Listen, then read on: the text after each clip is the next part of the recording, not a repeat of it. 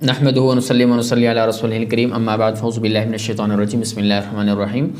آج ایک بار پھر تفسیر کے لیکچر میں آپ سے ملاقات ہو رہی ہے۔ امید ہے کہ آپ صحت و سلامتی کے ساتھ ایمان کی بہترین حالت پر ہوں گے۔ سب سے پہلے آپ چینل کو سبسکرائب کریں، ویڈیو کو لائک کریں اور ویڈیو کو آخر تک لازمی دیکھیے گا۔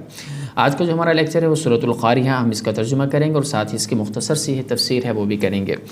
اعوذ باللہ من الشیطان الرجیم بسم اللہ الرحمن الرحیم۔ اللہ تبارک و تعالی ارشاد فرماتے ہیں القاریہ ما القاریہ، کھڑکھڑانے والی، ما القاریہ کیا ہے کھڑکھڑانے والی، وما ادراک ما القاریہ اور آپ کو کیا پتا کہ کیا ہے کھڑکھڑانے والی، یوم یکون الناس کالفراش المبثوث، جس دن ہوں گے لوگ بکھرے ہوئے پتنگوں کی طرح، وتکون الجبال کالعہن المنفوش اور ہوں گے پہاڑ دھنی ہوئی رنگین روئی کی طرح، فاما من ثقلت موازینہ پس لیکن وہ شخص کے بھاری ہو گئی اس کی تولیں، فهو فی عیشۃ راضیہ پس وہ پسندیدہ آرام میں ہوگا، واما من خفت موازی اور بہرحال وہ شخص جس کی ہلکی ہو گئی اس کی تولیں، فامہ ہاویہ پس وہ ہاویہ میں ہوگا، وما ادراک ما ہی اور آپ کو کیا معلوم کہ کیا ہے وہ ہاویہ، نار حامیہ وہ آگ ہے انتہائی گرم۔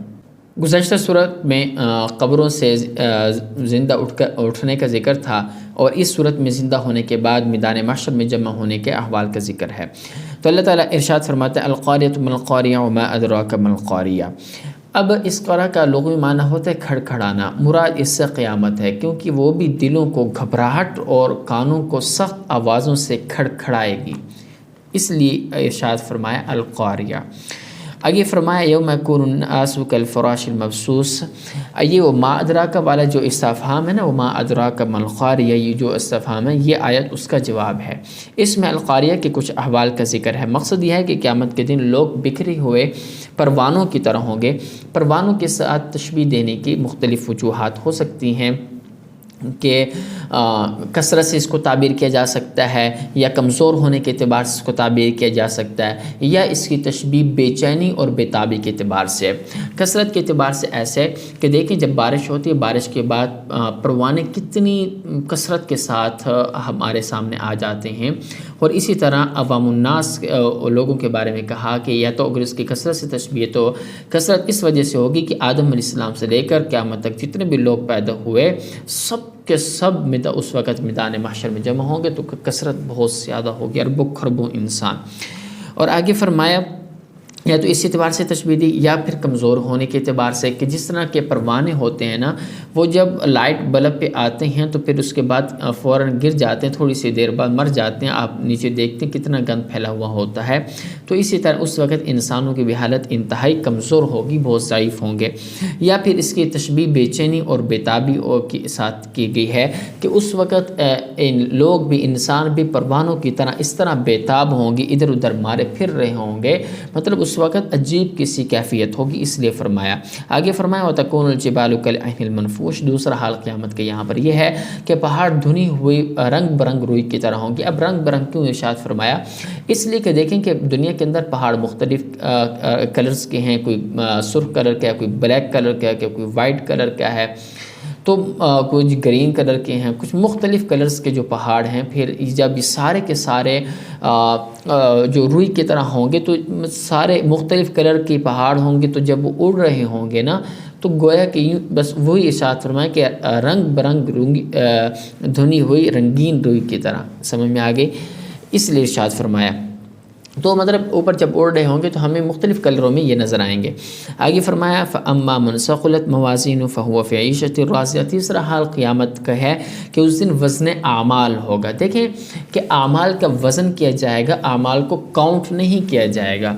اب دیکھیں کاؤنٹ اس ہوتا ہے کہ مثال کے طور پر ایک آدمی کی 1000 نیکیاں، دوسرے کی 2000 نیکیاں، تو مطلب 2000 والا جنت میں چلا جائے گا، یا مثال کے طور پر آپ کو اس سے تشبیہ نہیں دیتا، آپ کو میں یوں سمجھانے کی کوشش کرتا ہوں کہ ایک ہی شخص ہے، اس کے 2000 گناہ ہیں اور 1000 نیکی ہے۔ اگر 2000 کے مقابلے میں 1000 کم ہے تو گویا کہ وہ جہنم میں جائے گا، ٹھیک ہے۔ تو یہ کاؤنٹ اگر ہوگا تو پھر تو فیصلہ ظاہری بات ایسے ہی ہونا ہے، لیکن نہیں، کاؤنٹ نہیں ہوں گے اعمال، بلکہ ان کا وزن کیا جائے گا، تولا جائے گا کہ جو جتنے وزنی ہوں گے۔ اب دیکھیں آپ اس کو دنیا کے کسی بھی چیز کے ساتھ تشبیہ دے سکتے ہیں۔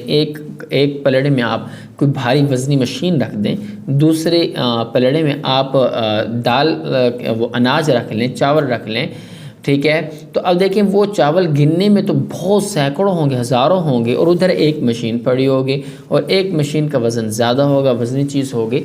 تو اسی طرح وہاں پہ نیکیوں کا اور گناہوں کا وزن کیا جائے گا۔ اب وزن میں جو زیادہ ہو گیا اس اعتبار پہ فیصلہ ہوگا۔ اگر کسی شخص کے 2000 گناہ ہیں، اس کے مد مقابل 1000 نیکیاں، اب ان کا وزن کیا جائے گا۔ اگر وزن میں 1000 نیکیاں کا پلڑا بھاری ہو گیا تو پھر اسے جنت میں بھیجا جائے گا، اس لیے فرمایا۔ اور پھر فرمایا کہ اما من ثقلت، اب تو سمجھ میں آ گئی ہوگی کہ اعمال کو کاؤنٹ کرنا اور اس کا وزن کرنا، اس میں یہ فرق ہے، ٹھیک ہے۔ اور فما من ثقلت موازین فہو فی عیشۃ راضیہ، تو یہیں پر واضح فرما دیا کہ جس کا اعمال نامہ وزن کے اعتبار سے جھک جائے گا تو وہ تو من پسند عیش و عشرت میں ہوگا، ٹھیک ہے۔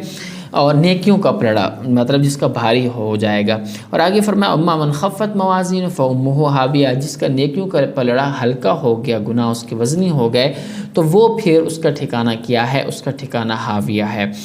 پھر یہاں سے مراد جہنم ہے، اور جہنم کے ناموں میں سے ایک نام بھی ہے یہ ہاویہ۔